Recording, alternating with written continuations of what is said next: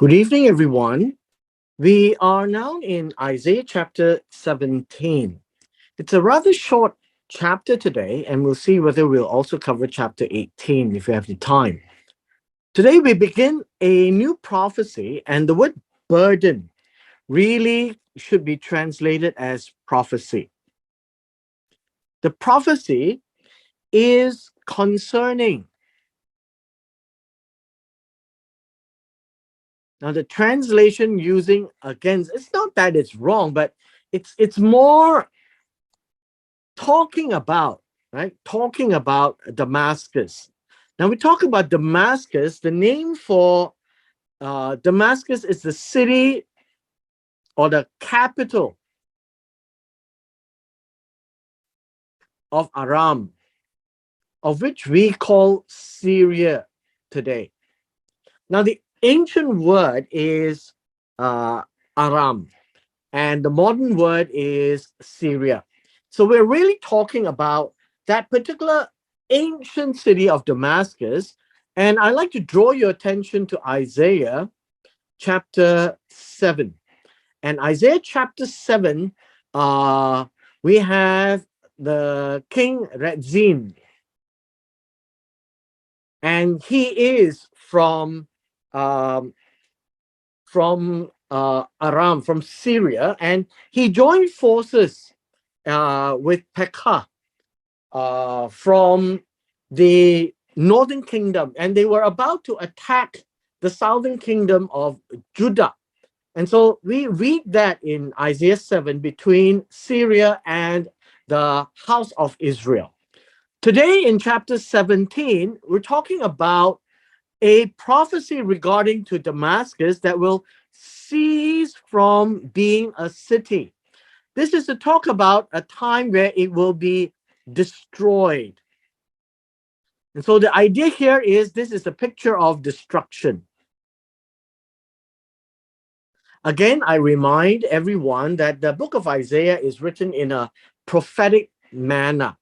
The cities of uh, Aroer are forsaken. This is probably the time after the Assyrians had actually taken the Jewish town of Aroer, and they're using the Jewish town to reflect upon Damascus, that it will be like Aroer, because that's the way that the poetry is painted, where it is ceased from being a city.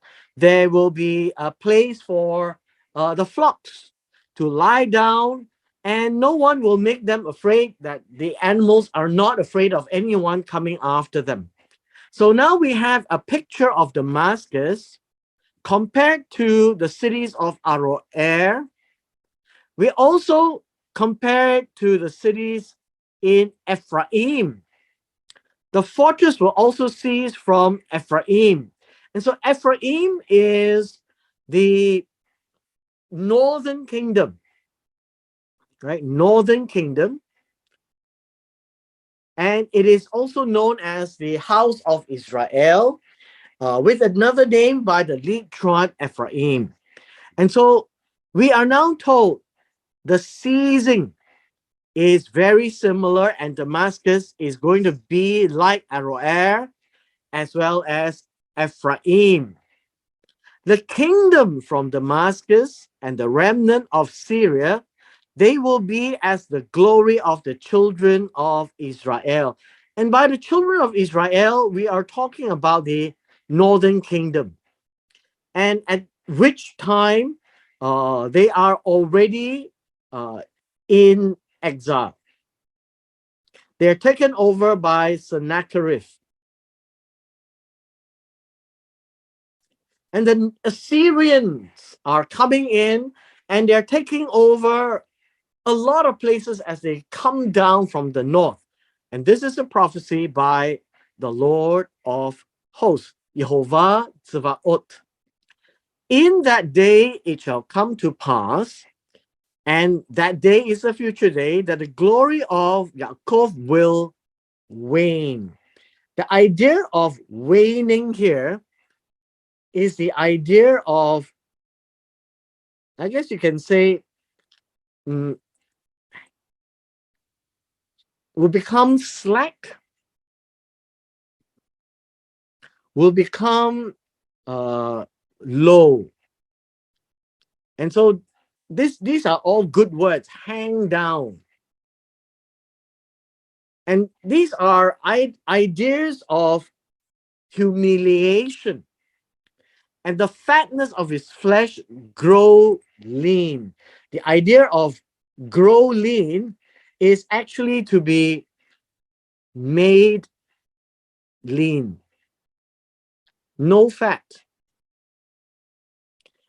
And the idea of no fat means it's there's nothing good about it, right? There's no goodness. Fatness, by the way, uh is another idea uh of rich and fertile.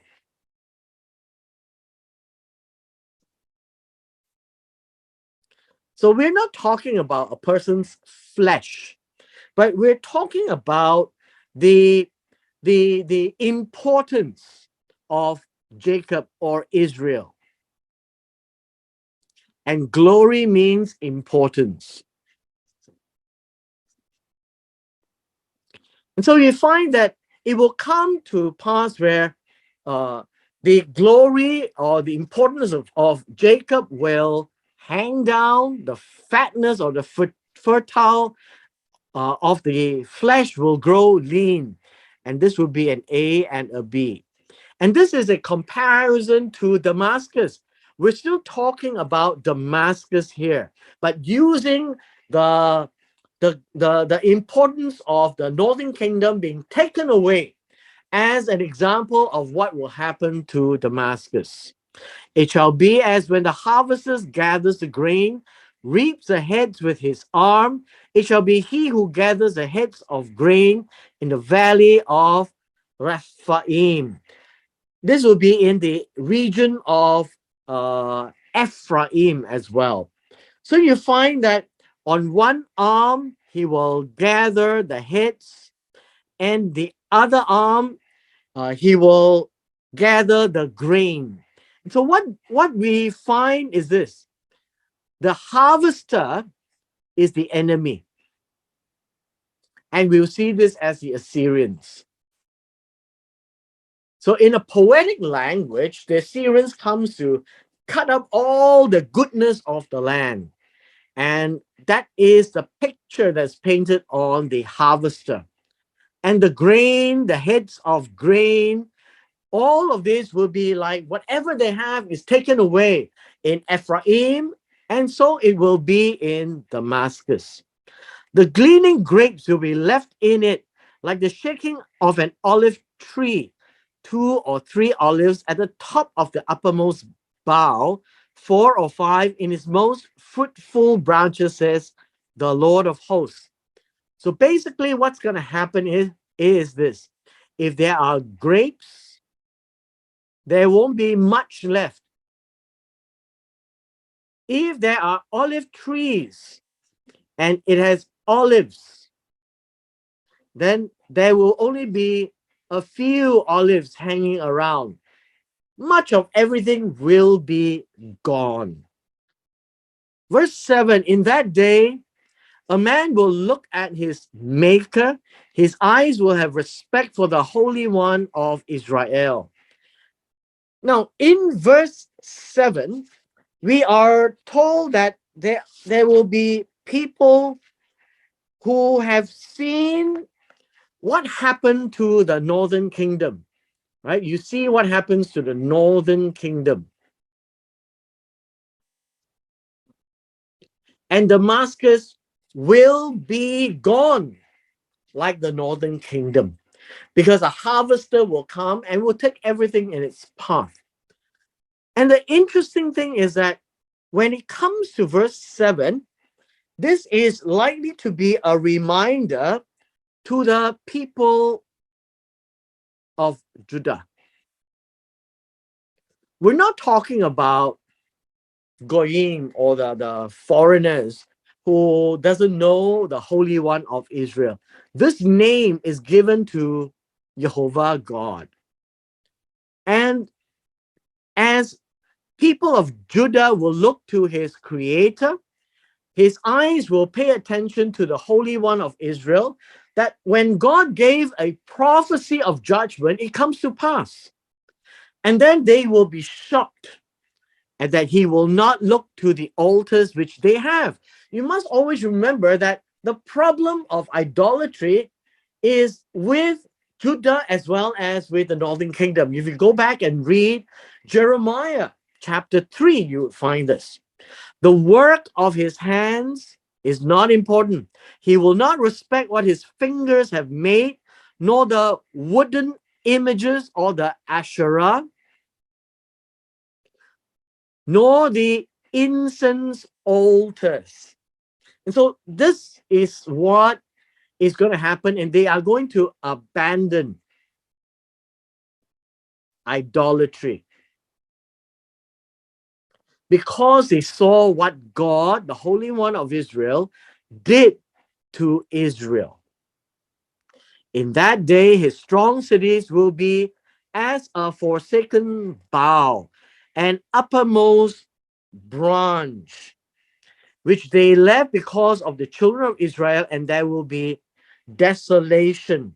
The whole idea here is to really talk about what the Assyrians are capable of doing. And they will come and they will take over the strong cities of Judah. Practically everything is destroyed. Now, what we saw in history, at least now that we look back, was that only Jerusalem remained. And we read at the time of Hezekiah and Isaiah, when they were surrounded by the Assyrians, and all of the other cities will already be taken. And so this is a prophecy as well, indirectly telling to Damascus, but really warning Judah. Because you have forgotten the God of your salvation. In verse 10, the idea of forgetting is to ignore. So you don't remember, you ignore God. You cease to remember.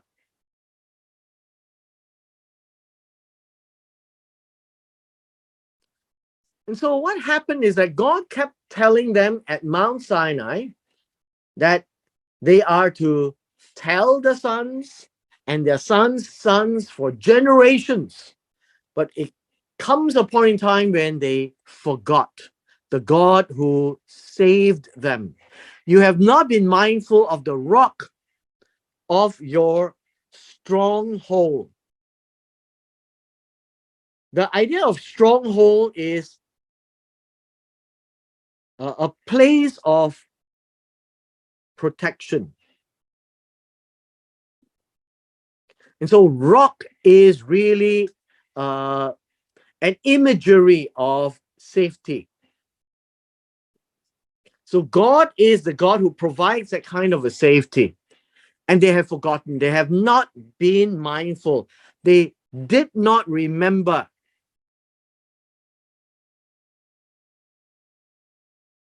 So these will be an A and a B.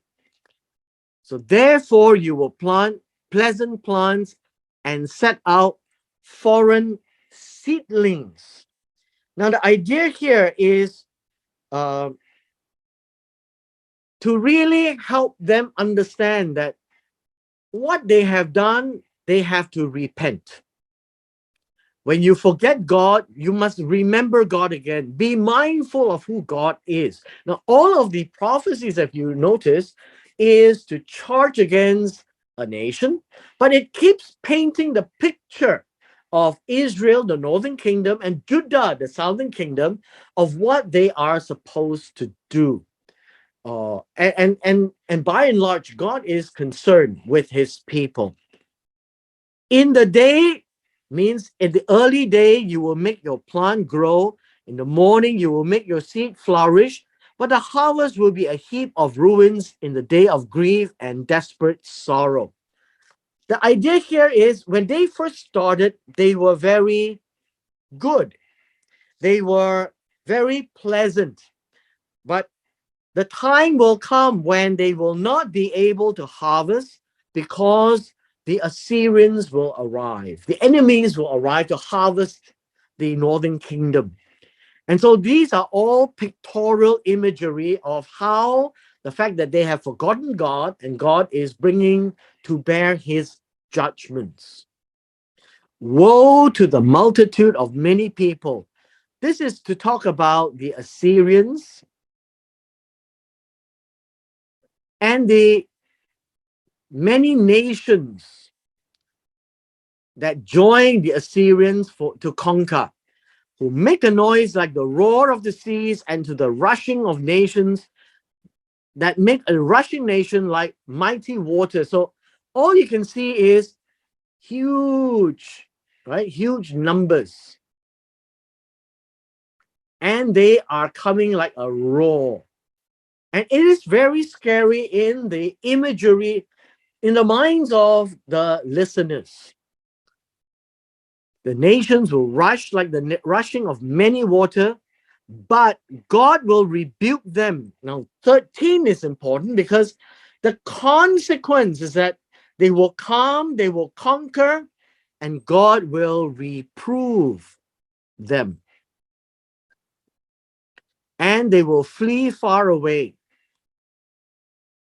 They'll be chased like the chaff of the mountains before the wind. They will fly away like a rolling thing before the whirlwind.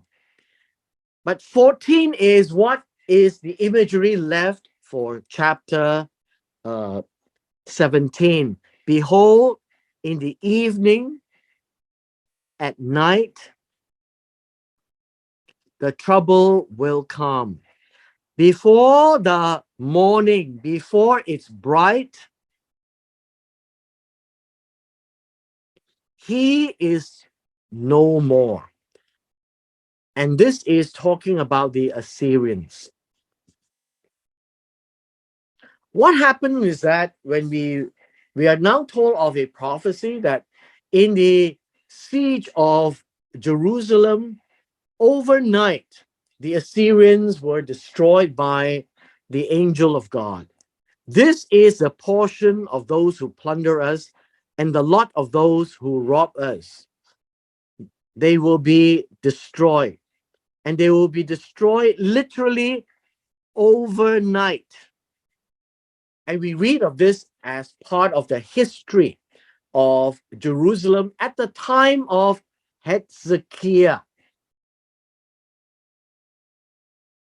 And Damascus is told at the very front that they too will be destroyed.